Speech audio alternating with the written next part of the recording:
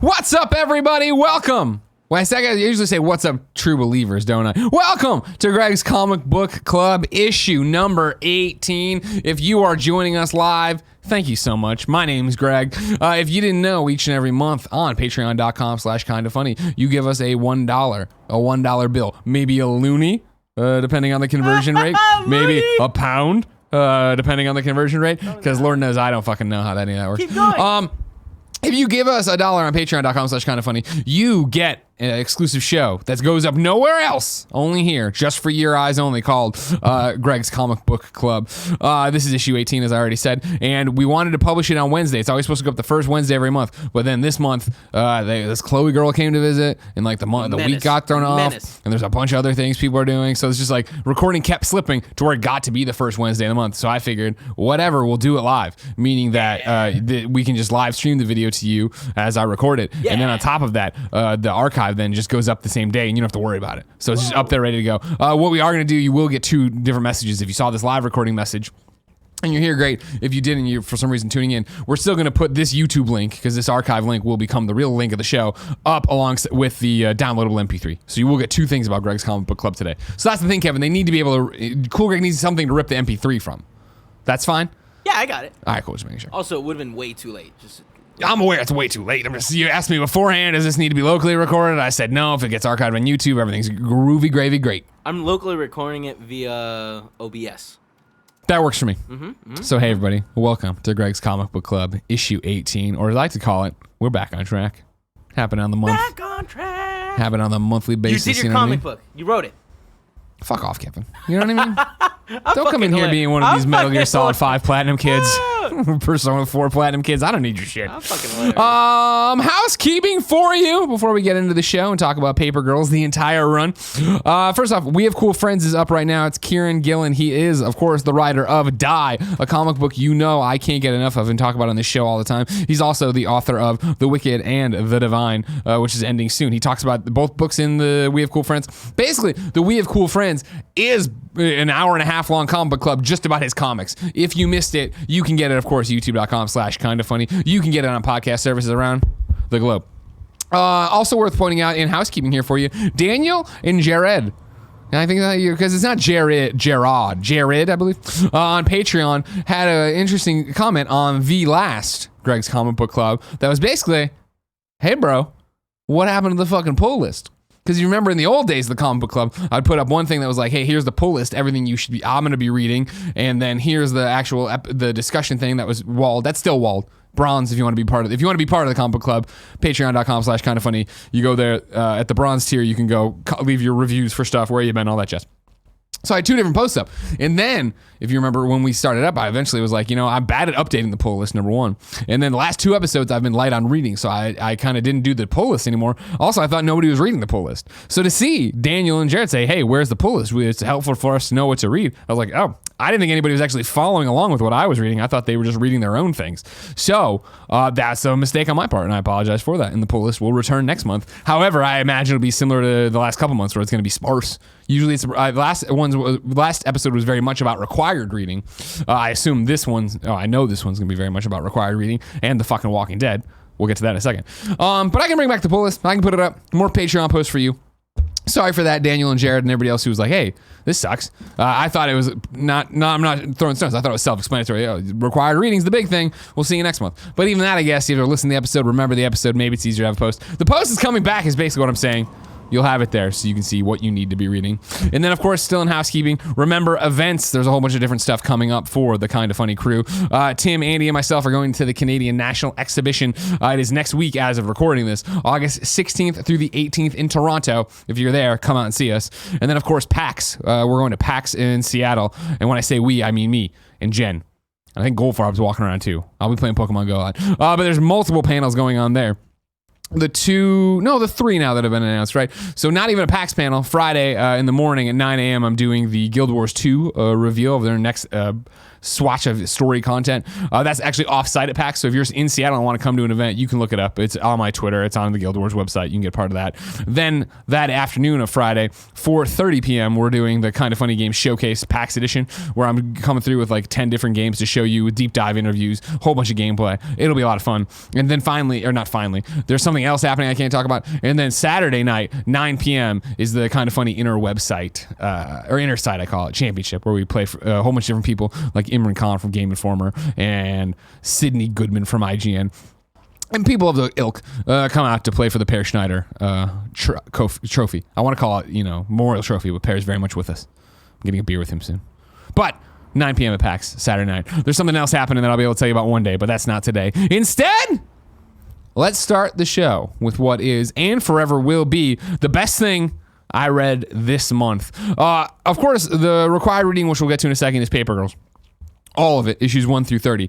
But I still felt like I should give something a shout out. And of course, what I'm giving a shout out to is The Walking Dead 193. If you listen to the last comic book club, we got caught in a little bit of a time paradox, didn't we? Where I recorded on a Monday and I was like, man, just finished Walking Dead 192. And I'll tell you what, it seems like they're in a weird spot. Rick's dead. Okay. I'm interested to see where Carl's go. They needed to shake it up. I remember I was like, I need to shake it up. But I don't care as much anymore, right? It's been going on so long. It's hard to get focused. Maybe this will bring it back. Literally finished that episode, walked back there, sat down. I think 30 minutes later, the announcement came through. Walking Dead was ending with the 193 and a rare shadow ending for the long running Robert Kirkman series. I was floored, number one, because how often do you see that? Never. That somebody's like, we're going to end our comic book and not warn anybody. It's just going to drop on Wednesday, and that'll be the end of it. Remember, Monday it leaked. It's over. Wednesday, the book came out. Not only that, hey, we're going to end one of the most successful comic book IPs right now, out of the blue, with no fanfare. Crazy. Insane. Sitting down to read it, I loved it. I thought it was a really nice ending to it, right? That was always the question of where The Walking Dead was going. What was this journey going to be? And I thought they played, throughout the 193 issues. They played around really well with, cool, it was going to be a time jump here. We're going to advance time. We're going to do this. They always had something unexpected in that vein, right? So to pick up 193 and pick up as an adult Carl, right? Married to Sophia, has a kid. For the most part, we're back to real life, right? Everybody has jobs. Everything's going on. The walkers are kind of a myth. They're kind of a story to everybody, which still doesn't sit right with me, right? Because what about people just die of normal circumstances? They're supposed to come back as walkers in this world. So you're telling me nobody's just dying in their sleep? Nobody's choking on a fishbone, then popping back up, ready to eat people? Kevin, what do you got for me? You don't think they implemented everyone sleeps in their own rooms with the doors locked? Certainly didn't seem like it, right? I think that's what they would have to have done, and I think it would have made walkers still a more viable threat. Unless I missed something in the comic book, in which case, Kevin, you watch the chat. Somebody will correct me. All right. But I thought it was a really cool thing. I thought it was a really cool story. I liked getting a snapshot of where everybody was. Obviously these are spoilers, right? We spoil everything we talk about here. You've had an entire month there. It's their fault. Have Maggie be the president, right? Have Michonne be a judge.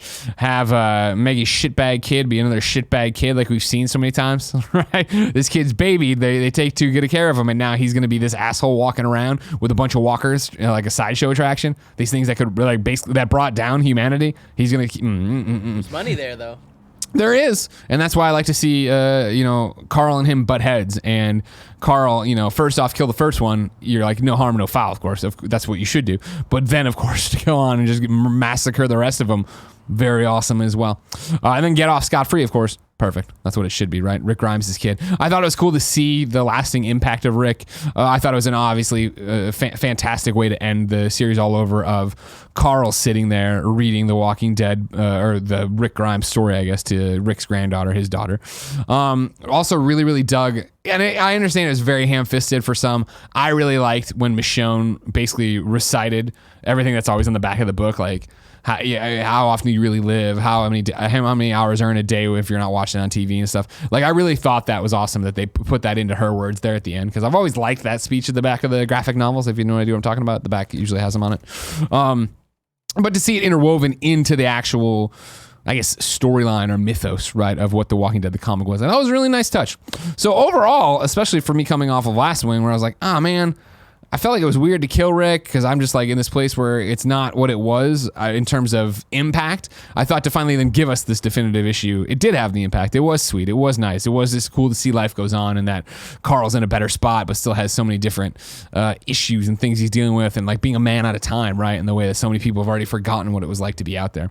I thought it was cool. I thought it was a good place to end. I am excited, similar to Paper Girls now, even though it's way more, to one day sit down and go through all my trades. When I get that final trade, go through and just read them all back to back to back to back to back, have it there, have the story more fresh in my mind as I went.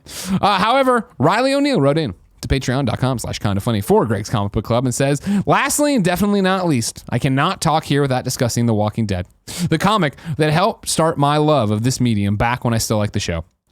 I loved the ending as much as I understand. I love the ending as much as I understand people not liking that it was announced less than a week beforehand. I'm glad Kirkman did it this way. His goodbye letter to the series was also perfect and gave me all the feels. That is 100% true. I thought that was an incredibly powerful ending page there when we get to see, and on a happy note, right? Because that was always the thing with The Walking Dead. It was always very much like, this isn't going to have a happy ending. How could this possibly have a happy ending? And granted, this is like Walker's floating around and stuff, obviously, and Carl's in trouble for a little bit there. But to end up, reading the book, right, to his child, like, right, and to see the reflection of Rick and adult Rick and Carl, and to see Carl talk about, like, I think you would have really liked him, and talking about how important his dad was, see his lasting impact of his dad. And, for us, the Rick we walked, all really good, all a good end cap on it. But then in particular, to see Kirkman there at the end, right, and talk about it and go into, the first time he wanted to end it, where he expected to end it, the fact he's had this panel in mind for, the statue for so long, even the first time where it was going to be super dark, right? If you read through this, where the statue of Rick was going to be like, hey, here it is, and then they're going to pan out and see that it's overrun with walkers, just like everything else, that this is all inevitable. But to have it end nice, it was nice. Similar to Invincible, right? Also ending in a positive, uplifting moment rather than the blood and guts it could have been. It was good, and I think it's a testament to Robert Kirkman, right, as a creator, that, hey, I could keep doing this forever and milk this book forever, but instead, and I think I've told the story I want to tell, and it's time for me to move on to other things. More power to him. I liked it, and I thought it was a good way to go out.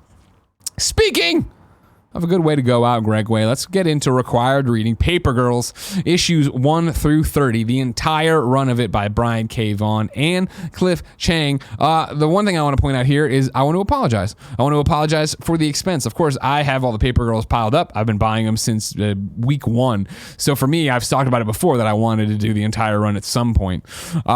I said that, obviously, did it, and a whole bunch of you did it alongside me, but a whole bunch of you also in Patreon comments were like, too rich for my blood. There's no sale on this. I can't go through and buy 30 issues of this comic book right now. Good food for thought. A lot of people were like, this isn't on Comixology Unlimited, which is, by happenstance most of the time, because again, we're not sponsored, even though I'll take the money, by Comixology Unlimited, which I think is a great deal. A lot of stuff we've done before has been on that, so it hasn't been a big deal. I could have said, read whatever book that's all on there. I didn't think it through. I didn't want to make it seem like I was excluding anyone from it. So sorry about that. We'll be better. I'll be better about that as I pick books going forward. But we're still going to do it because so many of you did it and I fucking loved it. Again, my problem, I guess, in quotes with Paper Girls, right, was that it fell into the same problem I had, I think, with Walking Dead, where if it's monthly and then sometimes if it slips or I let them stack up or whatever, jumping back into that world and trying to remember, wait, who is this person? And grandfather's this guy, but I don't, blah, blah, blah. It was too jumbled of a mess. So when they announced that they were ending at 30, I was like, oh, so perfect. I think I had 10 issues left that I was already letting stack up, and they must have announced it, when there's 3 or 4 out. I was like, I'll just let it all go. And so then Sunday, sat down with my cup of coffee and just read them all in one shot. And what a superb fucking book. What a great way to read it. I know, even with Paper Girls Volume 1, when we did it back on Comic Book Club, when I think Comic Book Club was still part of the Kind of Funny morning show, a lot of people didn't like it necessarily. It didn't jive for them.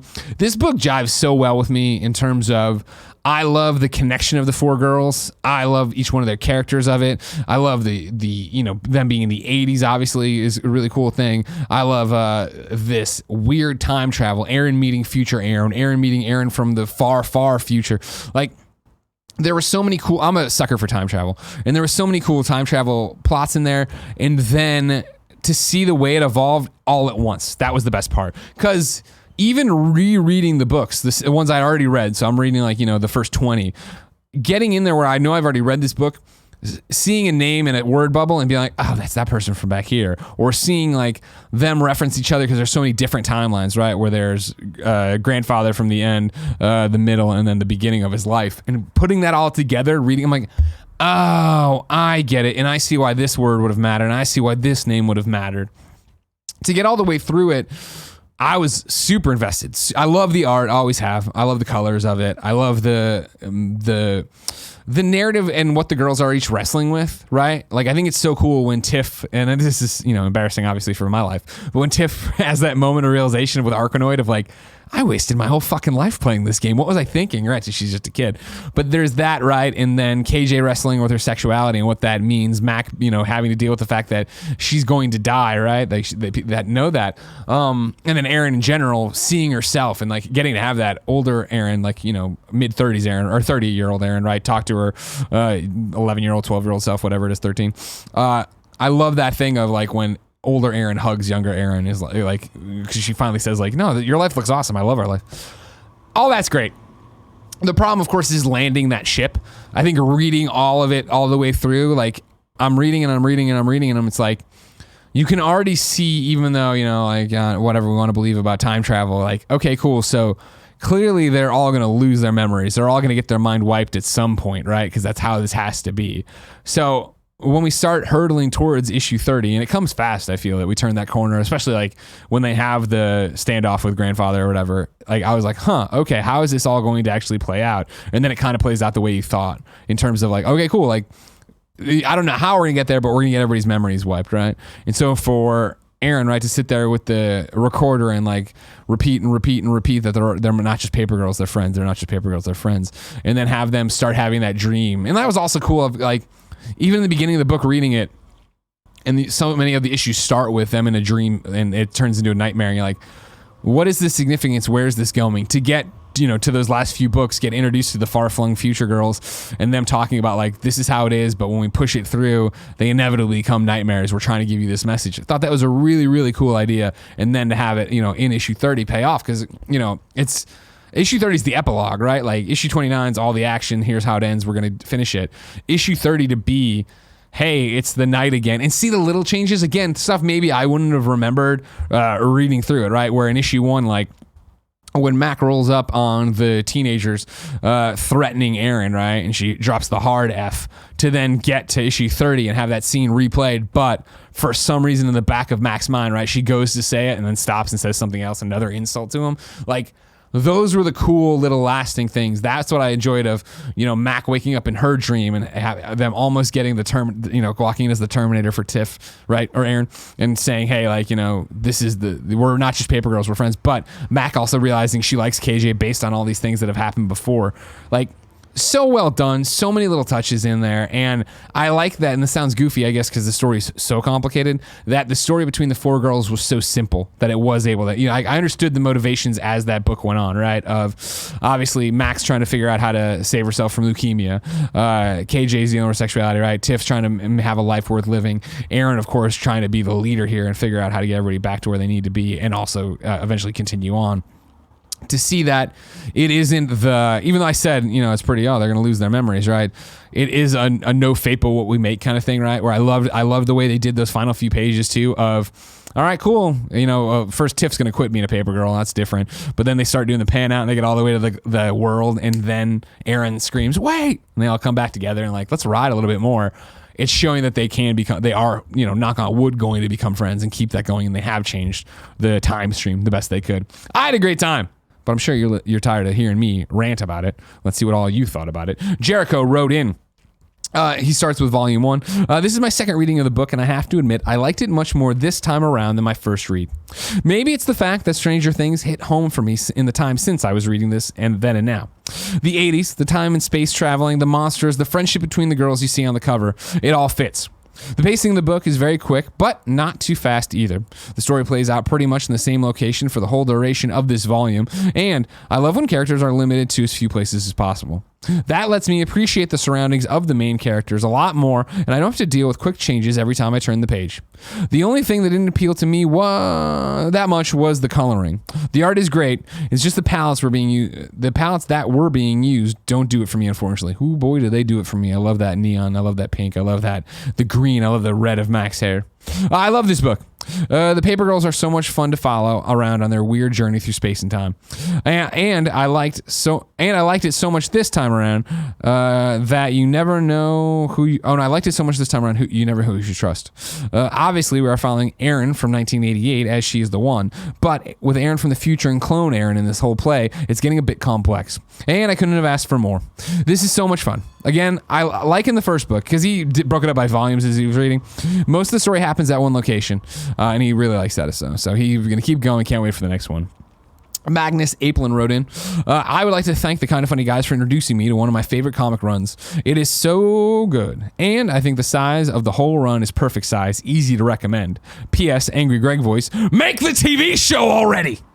If you read in one of the last letter columns, not the very last one, obviously, but ones before that, the mail or the paper boy, whatever, was talking about the fact that, and like we wanted to wrap up the book before we looked into any Hollywood type thing. So hopefully they are looking at that now, and it will be a thing. Because again, I think this could be a really cool movie, series, whatever, sure, but like it could be a really cool movie if you boiled it down and had all the different stuff in there. Brandon Jackson Shorts writes in and says, fuck you, Greg Miller. When I first read Paper Girls, it only had 11 issues, and it felt a little overly complicated, so I decided I would wait to read it until it was completely finished. I still think that was true, but now I've read it all in 4 days, and it's almost 1 o'clock, and I'm about to cry because I don't want this story to end. That's, I think, the biggest compliment you can pay Paper Girls, for me too, where it ended of them riding away, and and they were like, it's a double-sized issue. I remember reading about, turned the page, and it was over. And I was like, fuck, really? And I click and see how many pages. And it was like, this is more pages than usual.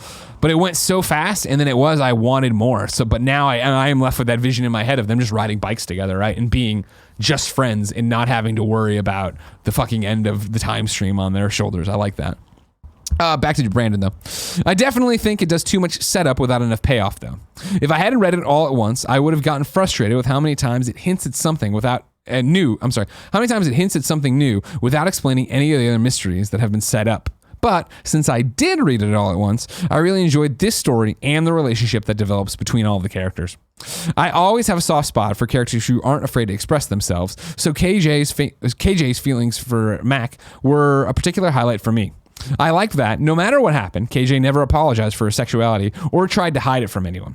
I can't wait to read the final issue, which I hope you have by now, Magnus.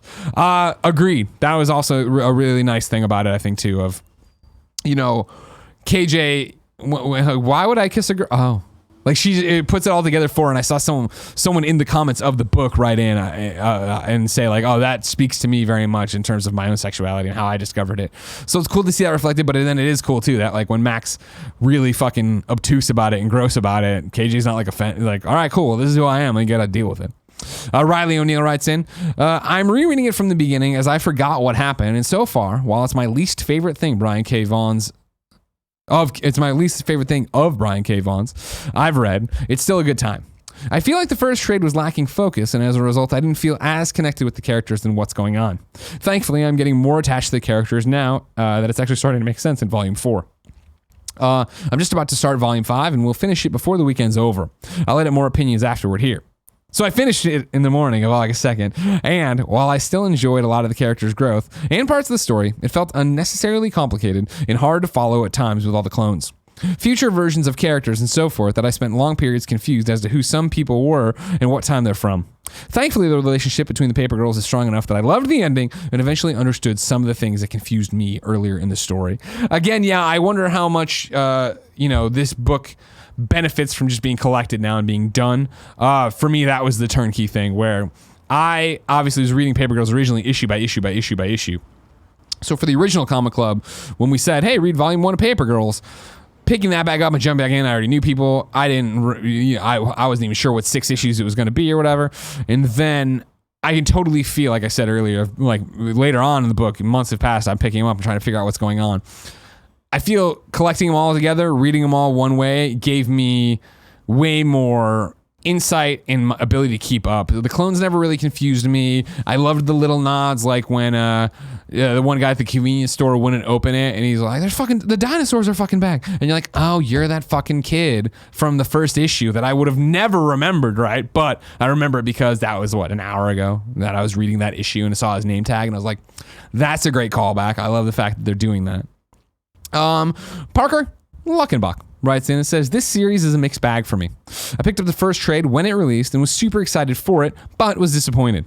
The story didn't do much for me, and that didn't change during this read through, even though it's one of the best looking books as far as pencils and colors go. I read the first 3 trades and was bored by the story, but kept reading because of Chang and Wilson's art. Well, again, understandable. I think that this one very particularly plays to what Greg Miller wants out of these coming of age stories, right? Of like close-knit group of friends, 80s, which is cool, time travel, which I'm going to be all about, and with the fun that comes with that of fucking up the time streaming, seeing what's happening, and seeing, very like the reveal, right, of like the old woman at the end, who she is versus what, you know what I'm talking about. You know what I'm talking about, right, Kev? Yep. Thanks, Kevin. Daniel Ferraro writes in and says, wow, I did not expect to enjoy this as much as I did. I started reading the first volume expecting to get through a couple of issues a night through the month, and ended up reading the whole thing in one hit, minus issue 30, obviously, based on when he filed this. What a great story, excellent characters, and beautiful art. I really enjoyed the time-traveling narrative that had clever twists and turns, but the star of the show was really the character dynamics between the 4 girls. I also think the book did a good job of tackling issues such as sexuality and coming of age. The ending was an emotional punch in the face, and the final page of issue 30 had me in tears. I really loved it. Yeah, that's the thing about it. We've talked a lot about, obviously, the character dynamics, the, coming of age, blah, blah. There was just so many little things of, like, Mac, right? Especially in her first few pages of introduction, being such a badass, smoking the cigarette, telling the guy to fuck off. But then, like, when she gets back to her house, right, and they're looking for an adult, and her stepmom walks in, and she's like, it's my stepmom. And she's totally, like, bitchy emo kid about it. And then when the mom turns the gun on herself, right, and she's like, please, no, mom, I love you, mom. And it's like, she turns that thing where she drops the facade of being a tough kid. I loved those kind of moments, right? I loved when, this sounds weird to say, I loved when KJ started her period, right, and Mac has that realization of what it is, and then starts asking like the dumbest questions about it, right? KJ's like, what are you talking about? Like, it's a period, calm down. It was cute to see the roles and change and evolve as they went. Katie writes in, she's talking about issues 1 through 10. She's reading the deluxe edition, or these. Oh, I see how she did. She broke it up by many things. Let's just jump to your ending here, Katie. You wrote a lot. So talking about the final. I really wish this had been 4 deluxe editions, 40 issues instead of 30. Let me try this again. I really wish there had been 4 deluxe editions, parentheses 40 issues, instead of 30. Because the clone mind wipe stuff seemed too rushed compared to the rest. I also would have liked to have seen more than one panel of the Grand Master realizing his origins. With that said, I can't see any way this could have made the actual ending any better, given how complicated everything leading up to it became. Issue 30 felt like an epilogue after the main story ended at issue 29, and I'm really glad they found time for it. At the end of the day, the story was about taking chances on your journey through life rather than focusing on the inevitable end we're all going to face. So finishing with the time travel would have felt like being cheated. The revelation of the driver was also really cool too. I assume this had already happened, so she already knew how things were going to resolve. Yeah, the driver there swerving to keep them from getting into the head-on collision, I like a lot too. I also like that, again, reading it all together, there's a callback, right? I want to say it's Mac, but it might have been KJ, where one of them's like, yeah, there was this woman following me in a station wagon too. I called the cops, but they said, call back when there's a real emergency. Like, that's a cool nod to say, oh, like, this woman in the car has been following them for a long time, trying to keep it. It is that interesting thing, time travel, right? Again, they're changing what they did, or so we would think, right? By going back and we're not just paper girls, we're friends. We're not just, and like them actually being friendly there makes it seem like it changed. But then the woman saving them from the car accident makes it seem like it's the same thing. The mind wipe makes it seem like it's the same thing. Max still being sick makes it seem like it's the same thing. So are we just living the same thing? Meaning that even though they had this great ride, they had this great friendship, they had all this stuff, they're still going to go to their separate ways. I don't like to think that, but there's definitely an argument to the contrary that probably is the real thing that I just refuse to admit. I want them to be friends forever, and that's what I'm going to admit, just like me and Kevin. Yep. Jared says, this series is something special. I always struggled to define it in one sentence, but I believe it was Greg who said it's sci-fi Stranger Things, and that really hits the nail on the head. I did not say that, and I would also point out that Stranger Things is sci-fi. Huh? I called the dude an idiot. Oh, okay. Well, whoever said that is an idiot, not me or him. No, right. Being a native and current resident of Cleveland was just a bonus when it came to seeing some awesome Cleveland landmarks in the art. Overall, I thought the series was fantastic. The pacing was good and the mysteries were interesting. I think I would have liked a bit more explanation earlier on, but that's just personal preference. I see a lot of series save all the reveals for the final 1 or 2 issues, which doesn't seem like enough to properly explain everything that's going on. I already have the first hardcover sitting on my shelf, and I can't wait to add the rest. Final word goes to Luca Dale. I adored this series and ended up finishing it in 2 or 3 days. I was so attached to every character, and the way the plot looped back around on itself was so satisfying to see. I love the variety of settings throughout time. Not only were they well chosen, but they were all used so well. From characters meeting older versions of themselves to just seeing all the weird quirks of the future. The ending was so sweet and was a great way to leave the characters. I'm glad they decided to end the series on a natural conclusion and not drag it out for another 50 plus issues. Parentheses, also I just realized Mac is still going to die early and I'm sad now. Yep, that's the thing. You can't escape your fate, or can you? Who knows? Your arguments go here. I love Paper Girls. I hope you guys did too. It seems like the majority of you did, but obviously not every book's for every person, so we shall see. My pick for next month's comic book club is We Stand on Guard. I've talked about this before. Here's the synopsis from Comixology. Set 100 years in our future, We Stand on Guard follows a heroic band of Canadian civilians turned freedom fighters who must defend their homeland from invasion by a technologically superior opponent, the United States of America. It's 6 issues. You can get them all in Comixology as one trade for $8. So a much better investment this time around in terms of lower cost to entry for you on that one. Excited. I've heard good things and it seems like an interesting one. I got it right here, ready to go. Right there. I'm all set. Look at me. That's it. We stand on guard. I bought it with my money too. So we'll see what happens. Going to be interesting. That, of course, for next month, which if you have not been paying attention, Greg's Comic Book Club publishes the first Wednesday of every month. So September 1st Wednesday, whenever that is. That's when it should be dropping. If not, sorry. I'm also trying to get better about putting the posts up earlier. I think I scheduled them this last time. Did a good job there. Time for some big questions. First up, Jericho writes in to patreon.com/kindoffunny. What are your thoughts on DC's different kinds of labels? DC Kids, DC Black. And they're shutting down the Vertigo imprint. Will this change anything? Will anyone even notice? Could be a huge opportunity for artists and writers to finally go a bit crazy, parentheses, with the DC Black titles.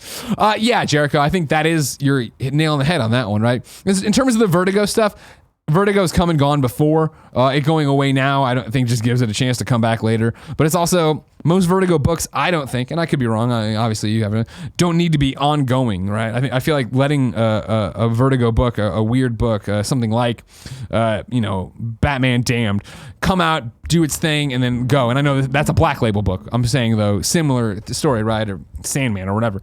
Letting them have an end and then come back later on is a better way to do it. But I'm not a Vertigo guy, so I really can't speak too much to it. In terms of DC Kids, DC Black Label, I love it. You know as well as I do if you listen to this show. I doubt that if this is your first episode, welcome. You're gonna hear something tonight that you'll hear repeated out for the rest of every time you hear it. Anyways, I don't think continuity needs to exist, and so the ability of them saying, "All right, cool, this is a DC Black Label book. Here's Damned. Here's Ramita's Superman, right? Like." Go in there and tell a story and not be held down by what it is, and also build it up so that when we see that DC Black, you're like, oh, this is a book for adults. Like, there's going to be cursing and violence and maybe some nudity that they'll edit out later because they don't want anybody to see Batman's dick. There's a lot of different things you can do with that. Same thing with DC Kids, right? That's where they're putting Superman versus the Klan, right? Like, I want to read that one real bad, of course, is our friend Gene, who's been on the show before. And again, I didn't point this out the front. If this is your first one or you're just wondering, we'll have guests again. This was the same way of like, I didn't know anybody in the office who's a huge Paper Girls fan, nor did I on the internet want to drag somebody out. I've been talking to other people. It would have been great, obviously, to have Kieran on here, Gillen, of course, We Have Cool Friends. But it was like he only had so much time, and I thought We Have Cool Friends would be a better launch pad to hopefully get people, number one, into his work, number two, understanding that there's a comic book club to come watch over here. So I like it. I like the separation. I like it giving you a reason to that. Okay, cool. I understand that DC means that there's a whole many years here of history and continuity I need to worry about, whereas Black Label probably means that I can just jump in and be ready to go. Magnus Aplin has one of my favorite questions of the comic club ever. Is Final Night really that good? You've mentioned the Sun Eater in a few videos, and that got me curious. I'm reading through the Robin series, so I looked up Final Night when it had a tie-in, but the event didn't seem that great overall. Was I wrong? What did you like about it? Dude, I'm sure Final Night sucks.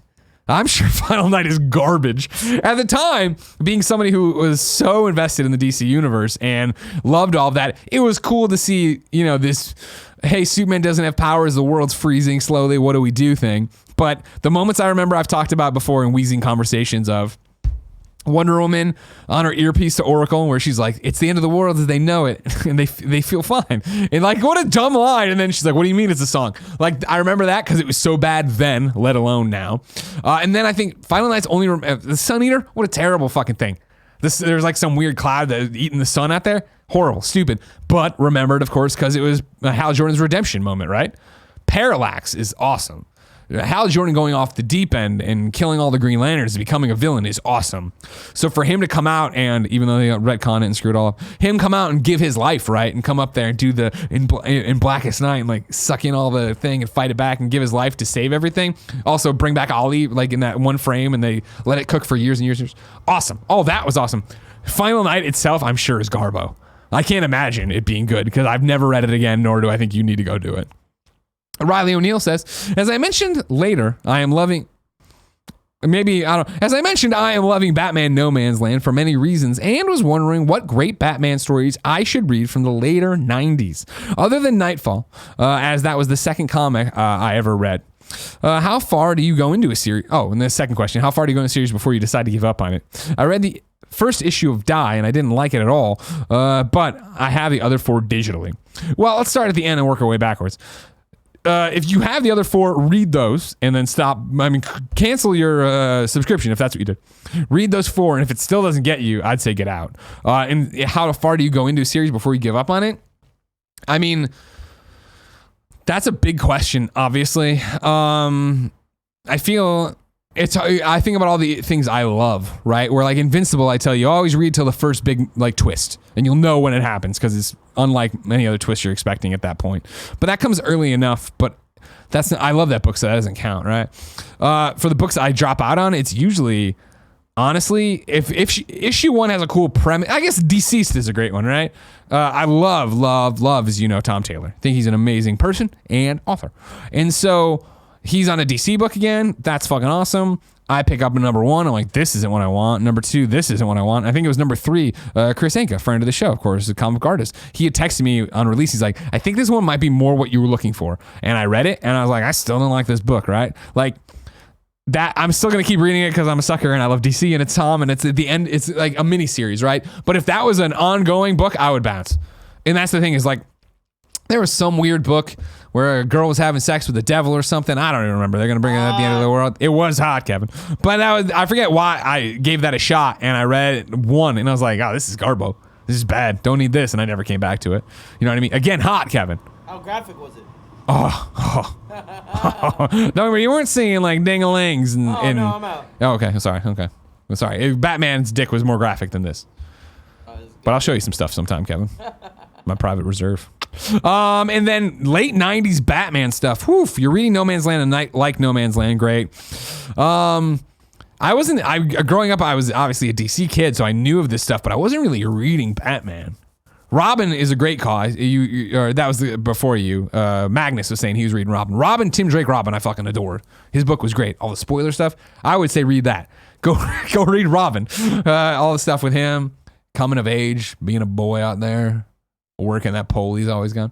But outside of Batman, like I mean like mine are miniseries that don't even count, right? Like Kingdom Come, Batman Long Halloween, and I don't even know if Long Halloween was 90s. Was Batman Long Halloween 90s, Barrett? Ooh. Or was late 80s. No way. It's either late 90s, it's 90s or it's gonna be 2000s. Oh, it's definitely not 2000. Okay, then yeah, I was right. It's originally published in 1996 and 97. So there you go. Pick up that for sure. So we have the question here from Riley. He's reading Batman No Man's Land. Enjoying it. Hell yeah. He's looking for other great 90s Batman stories. Like that kind of era. Nightfall, obviously, he's got Nightfall, Long Halloween, but also Dark Victory, which is the sequel to Long Halloween. I really like. I don't feel like a lot of people talk about that one as much. Yeah, I don't even know if I know much about that one. It's really good. I feel like a lot of weirdly enough, Dark Knight Rises was based off of elements of that one. Rises. And then, 90s stuff I'm kind of blanking on. Yeah. We got 2 there for him. Yeah. Don't be lazy. Solid list right there. Yeah, okay. Here's where we go into what you should be reading. This is where you, listeners, we got Greg's Comic Book Club. Go on patreon.com/kindafunny. And on the participation post there for bronze members, you tell me what you're reading, give me your reviews, and if we should be reading it too. Today, we're starting with Kayla, of course, longtime member of the Comic Book Club. She's talking about Lois Lane, #1 by Greg Rucka and Mike Perkins. What can I say that the other folks in this thread haven't said about the book already? It's got mystery, political drama, neo-noirness, parentheses, not a word, I'm sure. Everything that Greg Rucka excels at. Only need to read Gotham Central to prove it. Gotham Central, another great one, actually. Not a, Batman book, but a Batman book. I get shades of Jessica Jones with the writing and artwork. It also gets real sexy with Lois and Clark in the shower. Hello! And it just makes it feel mature enough and not lame. This ain't your Superman's girlfriend, Lois Lane. This is the deep and hard-boiled journalist, Lois Lane, and I'm here for it. Also, I reacted the same way Frank S. did when I saw the Renee Montoya / The Question in the mix. A character I haven't seen since I read through 52. Very exciting stuff. It's on my list here. I have not read it. I've been so bad playing video games. I've been so bad at comics because I've been playing so many video games. It's on there, and now that you say there's a shower scene between Lois and Clark, I have half a mind just to end this and look at it right now. Yeah. In fact, you know what, Kevin? Let's look it up. I just want to get a glance. You know what I mean? Yes. Hold on. Yeah. Yeah. Say it again, Kevin. Yeah. Yes. Oh, Kevin. And that's the problem too. Is it came out a while ago, and I haven't gotten to Find it. it. Don't worry. It's fine. That's what the comic club's all about. Shower scenes. All right. So here we go. Scan. Oh,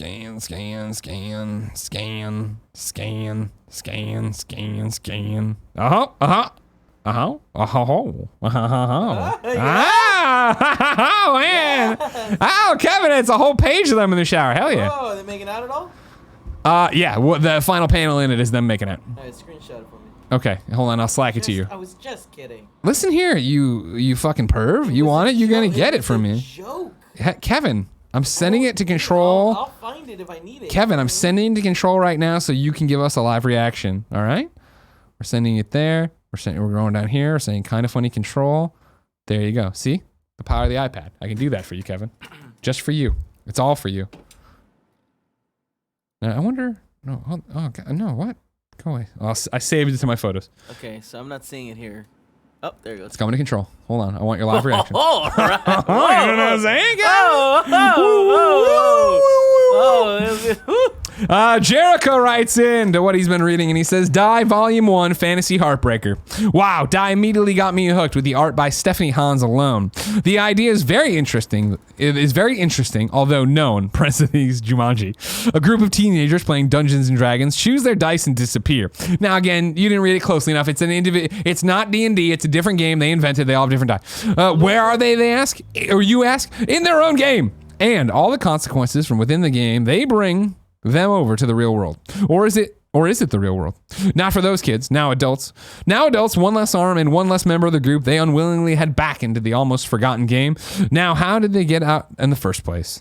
They need to relearn and bend their own RPG rules. The characters are all so fascinating, and I can't stress how well written they are. Even the douchey warrior type Chuck has some ways on him that I can feel empathetic about. The character roles are also very cool designed. A grief knight who can only use his sword when he's sad. Just wow. I love this book and will certainly keep reading. Yes, ladies and gentlemen. Again, we have cool friends.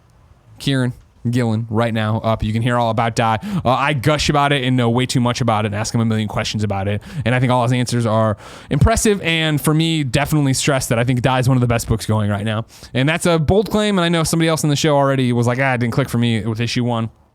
I get that. For me personally, I think why it works so well, because you know that I'm not a D&D person. It doesn't need to be D&D. It is very much a game that is just about role-playing and what a role-playing game would be like. And so, like, there's a great scene in there, like,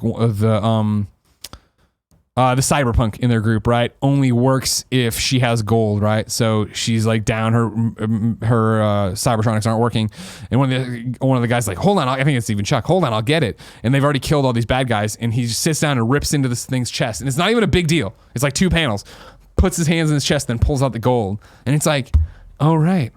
In Diablo or whatever game we're playing, when we beat these things and then all the shit pops out of them, it'd be inside of their bodies. Like there's that level of little cool stuff. And as Kieran says in the show, We Have Cool Friends, the upcoming stuff, there is one issue coming up that is very video game related. And he has a history of writing for video game reviewing outlets like PC Gamer. So I totally 100% recommend Die if you haven't already done it. Volume 1 is out now. They're doing a little bit of a cool down before they start back up, but I think it's spectacular. I think you should go check it out. Magnus is back to give his couple recommendations here. He says Lois Lane #1. This book is so good. It deals with Lois investigating a very dangerous case and even has some real world connections. Parentheses, Lois gets thrown out of a press briefing for asking the right questions. It's only been 1 issue, but I'm really excited to see where it goes from here. Then he says Batman 74. This was pretty good. It dealt with Bruce and his father from another universe, and it explained some things that were confusing me in past issues. I really liked its connection between the previous arcs, to the previous arcs, and I'm hesitantly excited for what comes next. Issue 75 was fun, and I'm excited to see where we go from here. Yeah, one of the books I'm behind on, of course, is Batman, and you know I'm always here talking about Tom King and how amazing he is, but the whole Bane thing they had been working on just wasn't doing it for me. And then the news, even when I was already behind, the news came that King's run on Batman is ending prematurely, but he's getting Batman and Catwoman. It's like, all right, so there's clearly a lot of stuff to do there, and I want to see him get back to the Batman Catwoman stuff because I thought that was so strong leading into their wedding, but I need to do the homework and get into it. And then the other one here from Magnus is Marvel's Epilogue. This was pretty good, but there's not much to say about a 15-page story. As the title suggests, it's really just an epilogue to the Busiek, I can never say that, Kurt Busiek, right? And Ross's Marvel's comic. To be honest, I'm only putting it on here to tell everyone, Greg in particular, to read Marvels. It's a short miniseries, only 4 issues, that follows a reporter who's around for the beginning of superheroes in the Marvel Universe. It's a love letter to superheroes told from a regular guy's perspective, and it seems perfect for Greg. If you like stories about human side of heroes, this is for you. Plus, it's drawn by Alex Ross of Kingdom Come fame. I've never read Marvels, and I've heard nothing but good things about it, and you've reminded me I'm now opening Marvel Unlimited to add it to my library there. While that happens, because it wasn't updated. Frank S. writes in and talks about Event Leviathan. Of course, this is the DC event that's going on. I feel like Event Leviathan has been in its prologue for about 206 issues. Frank, you are 100% correct. Every goddamn DC comic you buy says Leviathan Rising at the top. Okay. But I think we're finally entering chapter 1. I'm interested to see if Bendis can make all this setup worth it. I've been enjoying it, but let's get the ball rolling. I give it three, quote, if someone says Talia al Ghul and Leviathan in the same sentence one more time, I'm going to, end quote, out of 5. That's funny. House of X is the next one here from Frank. As someone who knows only the very basics about X-Men, I enjoyed this a lot. I had to read it slowly and take everything in, but that's nothing new for Hickman. The standout moment for me was probably Cyclops' speech to the Fantastic Four. It could have felt threatening, but it didn't. Hickman's Avengers is one of my favorite runs ever, so if this can come close to that, I'm all in. I give it 4. Quote, how does Xavier's head support that helmet? His neck must be hench. Quote, out of 5. That's the last one I'm going to read of your things because now it's too much. Jimmy Olsen, he says, faction's back, baby. Not sure if he went anywhere. This book is so dumb and I love it. I laughed out loud a few times, which is very rare for me. The wink got me good. I'm all in on this crazy journey. He gives it a 5 out of 5 on his weird little rating scale. And it's not a little rating scale. It's just a weird rating scale. You know what I mean, Kev? Yeah. Thanks, weird. Kev. Weird kid. Riley O'Neill says, I recently decided, due to the Comixology sale on Spider-Man books, that I would get caught up on Amazing Spider-Man and Friendly Neighborhood Spider-Man, and it was definitely worth doing so. While Friendly Neighborhood has less issues out, I'm far more excited to see where it goes reading the Spider Bite issue. It was extremely heartwarming to see Spider-Man playing with a young child with cancer. If you're not aware, of course, ladies and gentlemen, this is Greg Miller now editorializing that, of course, a Tom Taylor book, and apparently he's about to kill Spider-Man in it, so I am very interested. Love Tom Taylor, and this book sounds awesome. And I read maybe the first 3, I think. In terms of Amazing Spider-Man, now we're, of course, back to Riley. I definitely say it's worth catching up on if you can binge it, so that stuff that drags you can get through quicker. I'm looking at you, Hunted. It does something very different with relationships really well, like making J. Jonah Jameson and Pete slowly becoming friends, and Pete dealing with his villain roommate makes for a very interesting story. Yeah, he lives with a supervillain. It's pretty cool.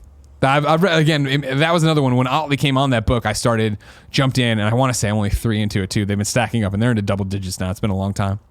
And then finally here for, what was that, Kev? Does he not know it's a villain? No, he does. Trying to prove it. Oh. You know how he is. He's also like a little nobody. You know, he's not like he's not like a lizard or something. Yeah, he's one of these He's like some moron. I forget what it is. Yeah. And then Riley's final one here is my lesbian experience with loneliness was and still is affecting my mental health quite a lot. I can't seem to put into words how at the moment, but definitely read this manga. It's another damn masterpiece. I look forward to reading her other sequels when I have the money. I've read my lesbian experience with loneliness. It is a very interesting read of a woman basically coming to terms with being lesbian, dealing with her mom, how this all works, losing her hair from stress. You know, it's an interesting. It's one of those things that I think comics do so well of put you into somebody else's shoes and let you see their life from a different perspective, and highly recommended. Parker Luckenbach writes in for what he's been reading, and he says, Silver Surfer Requiem, 2007, 4 issues are all available on Comixology Unlimited. It's by J. Michael Straczynski. Silver Surfer is dying. The power cosmic coating his body is starting to decay. Nothing can last forever, even if it seems unbreakable. He spends his final days reflecting on his life and with some of the heroes he helped protect Earth with. We see Norrin Radd return to his home planet and see how his sacrifice, becoming a Silver Surfer, has affected his people and the galaxy around him. I read that when I was putting this into the doc a few days ago and immediately went and downloaded it. That sounds awesome. Haven't had the time to pick it up yet, but I have it all set to go on the iPad. Daniel's back. He says he's been reading Jason Aaron's Thor run after the MCU Comic-Con panel and that it was finally revealed that Jane Foster as the Mighty Thor would be part of the MCU. I finally decided to pick up Jason Aaron's Thor run and read it from the start. I really enjoyed the God Butcher arc, and the Malekith and Roxxon Corporation stuff was pretty cool too. I then jumped into the original Sin stuff and didn't like it as much, but it was cool to see Thor's journey. I am now 3 issues into the first trade of Mighty Thor and am enjoying it so far. Yeah, I didn't finish the whole Jane Foster Thor stuff from him, but when I was reading, I think I was reading as it was coming out. And I think I did 4 of them, and I really did like it too. And I'm excited to see what they do with that now. The next one here from Daniel, though, is one that Barrett likes a lot, I know. The Last Night on Earth #2. I don't want to spoil this for people because I think everyone should be reading this. But what I will say is, wow, this book is making moves in directions I'm really enjoying. This book is making moves in directions I'm really enjoying. If you're unfamiliar, this is Scott Snyder, Batman, Last Night on Earth 2. That's #2. There's already been a 1. And basically, as Barrett's pitched it to me, it's kind of picking up from where Snyder's run of Batman ended, as if it's its own world, own thing over here. Super interested to get into it, just haven't had the time. But I'm glad to see you like it, Daniel. Katie writes in with one that's not a book at all and says, The Boys, the TV show. Where the comics made me think both sides were bad guys, the show is trying to make both sides sympathetic. While that fundamentally changes the tone, I think it makes it more relatable and interesting than the comics. The way it's leaning into the evil corporation trope is a bit disappointing, though. Although, maybe that happens in the comics too, and I just haven't gotten there yet. Since I was on the fence about continuing the comics, I'm going to take Kevin's advice from Screencast and not carry on with them so I don't spoil the show. Of course, yeah, there is an entire Screencast up with me, Kevin, Nick, and Tim talking about The Boys. Highly recommended. YouTube.com/kindafunny. But yeah, I really enjoy The Boys. I thought they did such a great job with the series, and I agree with you, Katie, that I think it's better than the comics. I think it's doing a more interesting take there and less farcical and more grounded in one way or another. And then Jared gets the final recommendations of the month. He says The Wicked and The Divine 44. Just wow. The penultimate issue really delivered a wonderful conclusion to not only the cliffhanger of 43, but the series as a whole. I can't sing the praises of this book enough. I can't wait for the final issue with the epilogue. Talking to Kieran, we had done trade 1 of Wicked and The Divine, I think on this show. Yeah, right? Mm-hmm. No. Was it Morning Show? I think it was Morning Show. Morning Show version of Comic Book Club. And it didn't work for me. But now that it's over and it's only 45 issues, right? I think I'm going to go back. Yeah. Not bad. I'm going to go back, I think, and try to do it all as well, too, because I love him. That. For me to do it or you to read it? No, for me to finish it. Where are you at it? You caught up pretty much? No, I want to say I'm probably at issue like 30. Not bad. You okay, bud? Yeah. Okay. I'm in car. Jared continues, House of X #1 and Powers of X #1. Hickman is back at Marvel, and I couldn't be more excited. From his Fantastic Four and Avengers series, I know this is going to be a run with implications for years to come. I also love that he's seemingly completely ignoring most recent run of Uncanny X-Men, as it was a bloodbath and generally not good. And then he says, The Immortal Hulk volumes 1 through 3. I've never really read a Hulk solo book, but since everyone on Reddit has been obsessing over this one, I thought I'd give it a try. Holy shit, this book is phenomenal. Body horror, I think he might mean bloody horror, meets mental health issues. And not every monster is gamma irradiated. Not to mention introducing the concept of one below all. Don't sleep on this one. I had gotten one of the books, just like one issue, and this is similar to what we were talking about before, I guess, where I read it and I was just like, meh. I know it's like supposed to be a Hulk horror comic, meh. But you love it. I should give it a shot. I should give it another shot. Isn't body horror when like The Fly and stuff like that? The Thing. Is it? I think it might be. He wrote body horror, and I don't know what that means. I've never heard that phrase before. I don't think you're wrong. You're probably right, Kevin. Okay? Okay, Kevin? Yep. Thank you. Yeah, it's a thing. It is? All right. There you go. Body horror. Body horror or biological horror is a subgenre of horror that intentionally showcases graphic or psychologically disturbing violations of the human body. Well, that doesn't sound like something I want to read. That doesn't sound like something I want. Kevin? What was the name of that movie where people get abducted? Like they're being interviewed about it. Fire in the Sky? Yes, that's the one. Good job. I gave you very little, and you took. Thank you. There are abduction movies. There's not that many. The eyeball thing. Oh, I don't like it. Whoa. Ladies and gentlemen, this has been Greg's Comic Book Club, issue 18. If this is your first time, that means there are 17 other issues for you. You've already paid the $1 to get this one. That means the entire archive is unlocked for you. We will be back, of course, next month, September, the first Wednesday. We will be talking required reading on We Stand on Guard.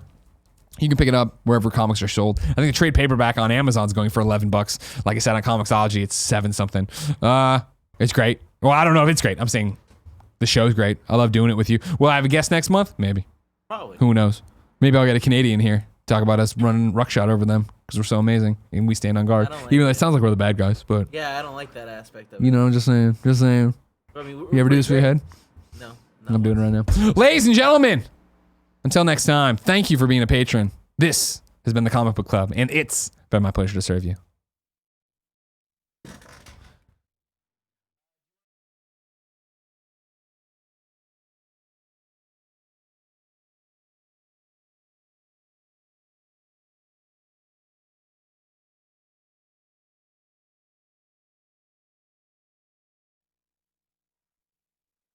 Thank you for joining us for the VR show.